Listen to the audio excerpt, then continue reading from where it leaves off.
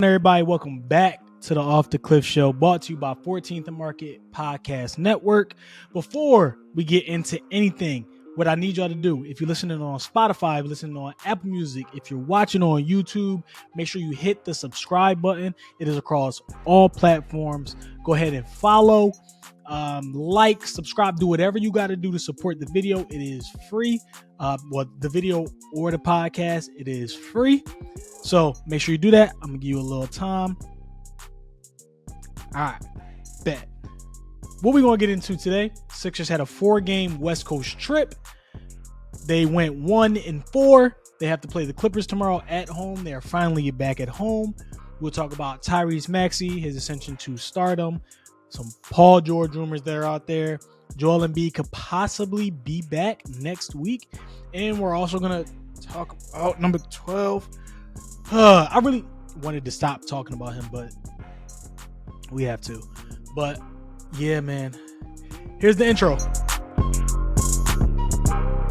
All right, man. Like I said, Sixers back from a 4-game West Coast trip. They went 1-4. They played poor. They played well. They played poor. Then they played what? They're a really weird team without Joel. And I get it at this point. They're going to be inconsistent. I don't think they have the ability to be inconsistent, but it's just who they are. Bright spots from the road trip.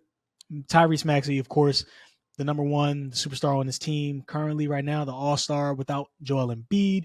He played really well. He only had one bad game, and that was probably the worst game of his career versus the Phoenix Suns, where he only scored 6 points. I think that was only the first or second time he did not register a 3 in his career. Let me just he did not register a 3 in his career. Unfortunate, but he had bounce back games versus the Lakers, versus the Clippers, and also versus the Kings last night. Maxey is really turning into the superstar that all the Sixers fans projected and expected him to be, especially without Joel in the lineup. I personally did not think it would be this season, but he is showing that he has the ability to carry an offense. Of course, he's going to need more years under his belt until he can do it consistently, but he's doing it at a well enough clip right now to where okay, you can kind of see where you can either build around Maxey or it's really Joel and Maxey's team, and you can go with either one of them during the course of a game or a playoff series, and you can count on them to carry you. When Maxey goes on his heaters where he just simply can't be guarded, it is one of the most fun things to watch in basketball. When his step back is going, when he can get to the mid-range, when he can get to the cup using his speed, it's one of the most fun things to watch. What I really noticed is he's starting to use pace and be able to turn it on and off at will. So, for example, there was a short lull during the Lakers game where I think he only had about 16 points. Let me check his stats. Lakers game. It was Friday. Box score. Yeah, so I think he had 16 and a half or 16 going into the fourth or something like that. I looked at it. I was like, why isn't he shooting? Then he just went on a spurt of just continuously scoring versus Anthony Davis, scoring versus LeBron, scoring versus Cam Reddish. They were trying to put different people on him. He was getting blitzed, and he just wasn't giving up the ball, and he was just using his ability and his speed to get by people where he would snatch back for the step back. And it got to a point where you could see he was like, okay, if there's a one-on-one situation, I can't be guarded. So what I said by he's using his space, he's using his pace and he's using his speed and his basketball IQ to get by his defenders. He's lulling people to see because he knows once his step back is going, it's really hard to stop him because he's so fast. So once his step back is going, he's like, all right, well, I'm just going to lull you to sleep now. And because I know you're not going to be able to stay with me off the dribble, I'm just going to blow by you, or I'm going to fake step back, then go by you. And when it's just going to keep you on your toes and on your heels, and you're not going to really know what to do with me. And he was able to do that versus Cam Reddish, versus LeBron, get the ball off the glass versus Anthony Davis. And it was just an ability to where I'm like, oh, he's doing whatever he wants. And it's you're seeing the ascension and the growth of Tyrese Maxey and what he could possibly become. And it's really fun to watch. That's what I've been always critical about. Well, not always critical, but lately critical, especially with him being the number one now, is I was like, he's always going fast, which it's not a problem, but it's hard for him to like change direction, or like when he gets in that mode, it's like, all right, the defender knows what's coming.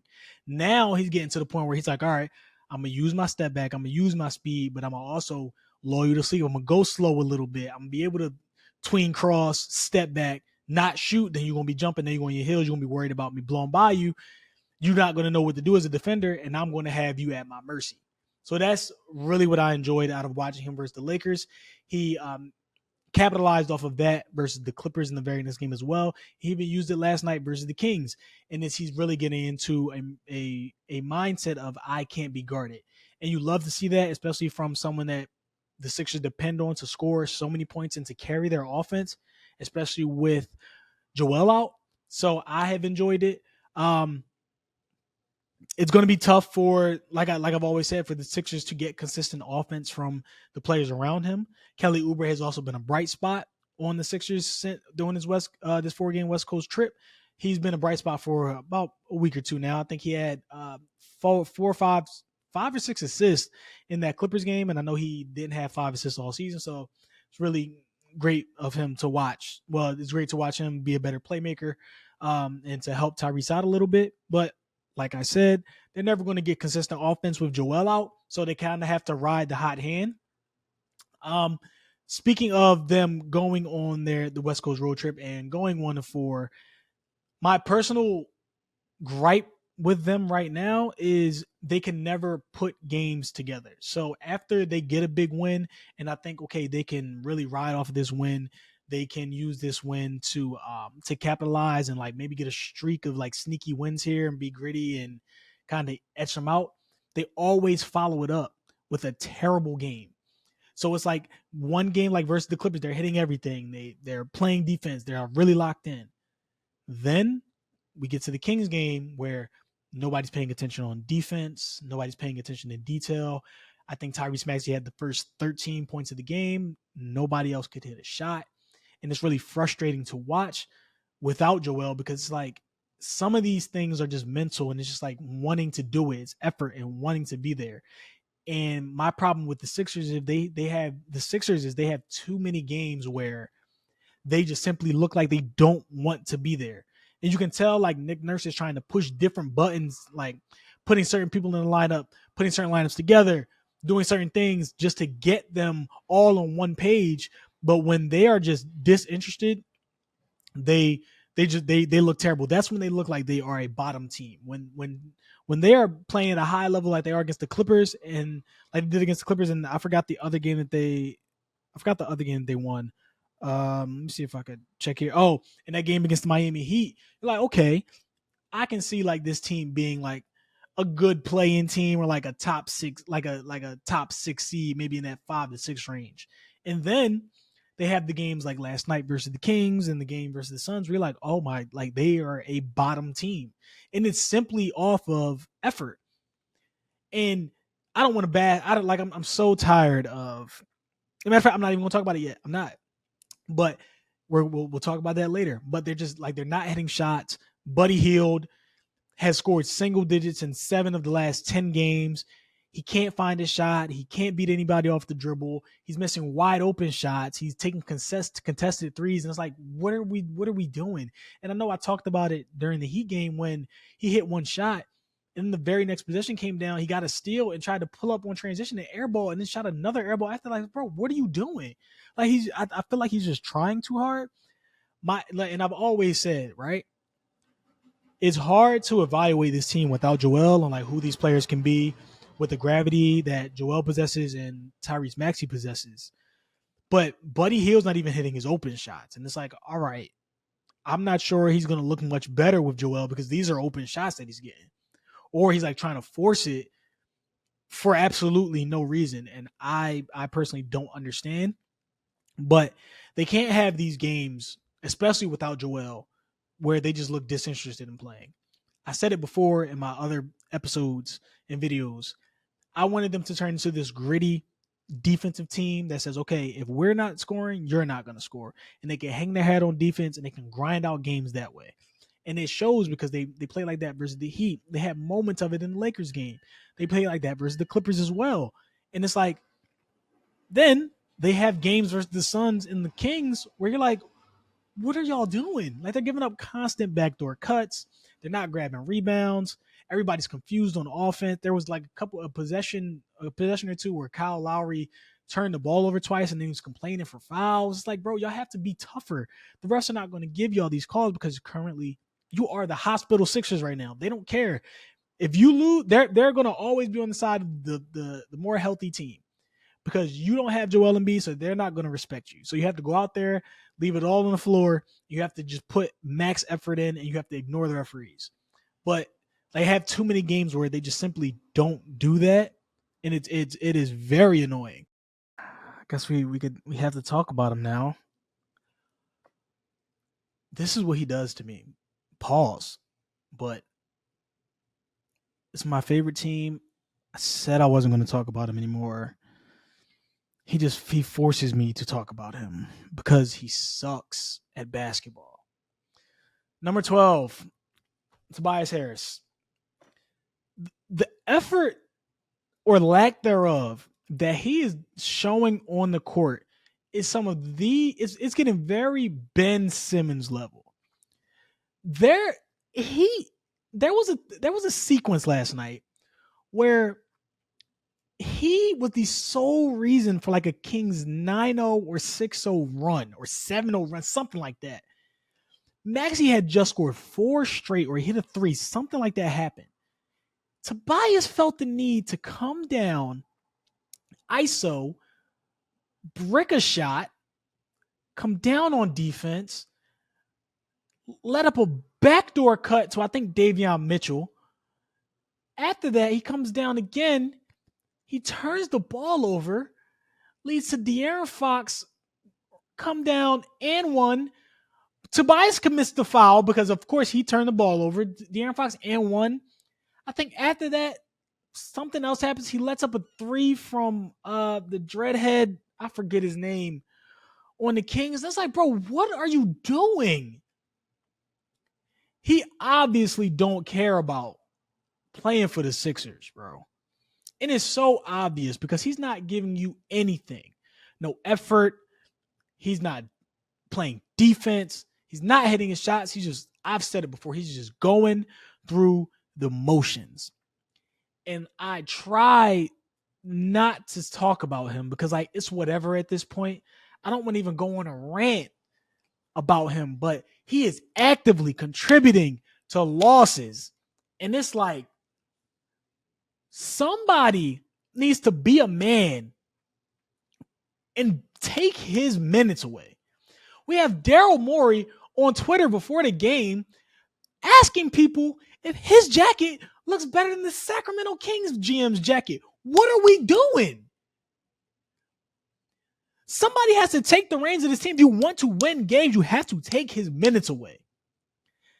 There's a reason why the Sixers offense looked better while Tobias was injured and out. They flowed on offense. Everybody knew what they were doing. Everybody had a purpose. They knew to cut. Everybody was out there for each other. Nobody was trying to ISO. Everybody was for each other. Tobias is for self. He simply cannot, I don't care what the contract is, he cannot be on this team next season. Hopefully the way he is playing is showing that he does not want to be here. He cannot be here. I don't care what the amount of money is because he is a losing player with a losing mentality. He never shows up when the team needs him. Just to score 15 to 18 points a game, that's all we need. Help out Tyrese Maxey when you know we don't have Joel Embiid to give us 30 every night. But he can't even do that. Like I said, he must have thought he was getting traded at the deadline and he didn't get traded. And now he is like, all right, whatever, I'm just going to finish the season. I'm so happy that there are only 10 games left of the season. I have to deal with this. Maybe the playoffs, if they miraculously make a run when Joel gets back. But right now, I'm so happy I don't have to deal with this for much longer. And I'm pretty sure he's happy too, because he has to get out of here, bro. I'm so tired of it. But that is my rant on Tobias. I have nothing more to say. You can't even congratulate him on his good games because for every good game, He has 2 to 3 terrible ones where it makes you say, why is he even on the team anymore? Like, just sit him at this point because mentally he is not there. He's not there to help the team. He's not there to produce wins or contribute to wins. He's just there to get out of that contract, get his money, and go. And I am tired of it. Oh my gosh. But that is my rant on Tobias. I'm done. But in other news, Sixers are linked to Clippers Paul George. Everybody thought he would sign his extension after Kawhi signed his extension. I'm pretty sure that was the report that Paul George would not be far behind Kawhi in his extension, but apparently they're having some issues. If Paul George does reach free agency, my thoughts on it, I'm cool with Paul George. He has the perfect skill set to match with Joel and Tyrese Maxey. Not on the max contract. Absolutely not. If people were complaining about Zach LaVine, then you need to complain about Paul George. And if it's solely because of the contract, I get it. You can't bring a 33 going on 34-year-old in here, and then now you have to figure out the dynamic between Joel and Maxey and whoever else they're going to keep around. But you can't give him max money and expect him to overperform, especially a known choker like Paul George is. Like, we're calling him Playoff P, and we know his background and everything, but you just can't bring that type of player in here when he is the best Tobias Harris. He's the Paul George of Tobias Harris. I don't know how to say that, but he is the best version of Tobias Harris. Like, I get it. You don't want to give I get it. Like I said, I'm fine with him coming if it's not for the max money. He has the perfect skill set. He's able to create a shot. He can play defense. He does other things on the court pretty well. He can spot up, but you have to figure out, does he want to do that? Because a majority of the shots will be going to Joel, Tyrese. How are we going to defer them to Paul George? I know he's played off Kawhi, but he's the number 2 option over there. How would he feel being the number 3 at his age on a less minimum contract than a max? I don't know. But if that is Morey's grand plan, I don't like it. I kind of do like it. Like, I don't like, he's averaging 22 points. Clippers fans apparently hate him. I don't know, when I watch Paul George, they say he has low basketball IQ over there in Clippers fandom. But I don't hate it. Like, when I do watch Paul George, he does make some dumb decisions. Like, when they played the Sixers, he got the steal and he tried to go for a dunk and he extended the ball and put it out and then gave Kelly Oubre an easy block. And it's bro, what are you doing? He doesn't hit big shots sometimes. He kind of disappears in moments. I get it. Like I said, my problem is I just don't want him in Philadelphia on a max contract. Skill set's perfect. I'm cool with Paul George, just not for the money. That's the most I had to say about that because I was already over the whole cap space offseason thing anyway. Hopefully they do have enough money to retain players like, I guess, Buddy Hield. I really want them to keep Kelly Oubre. Batum. I don't know how I feel about Lowry. Definitely campaign. I feel like he's a good fit he's a better fit next to Maxey than Lowry is. They do different things, but from a scoring aspect and helping Maxey out and taking the pressure off of him. I do like that backcourt, but yeah. Paul George rumors. If they sign him, I'll be happy regardless if it's the max, whatever. I'm still gonna be upset, but I'm gonna be happy. It's still Paul George. I'm just gonna be a delusional fan and forget everything that's happened in the past, all of his playoff chokes. I'm like, yeah, well, we have Joel Embiid now. He has Joel Embiid. He can work off in Tyrese Maxey. No known playoff choker, Joel Embiid. So whatever. I'll still be I'm still gonna be happy. Still Paul George, one of my favorite players in the league. But yeah, that is all, man. Like I said, subscribe, follow, do whatever you got to do to support the channel. I need y'all to go on YouTube. I really need y'all to go on YouTube and subscribe. So if you're still listening, go on YouTube right now, subscribe. We're gonna be doing more giveaways, more content, more everything. We're doing it bigger and better. Thanks to 14th Market Podcast Network. Appreciate y'all. I'm out.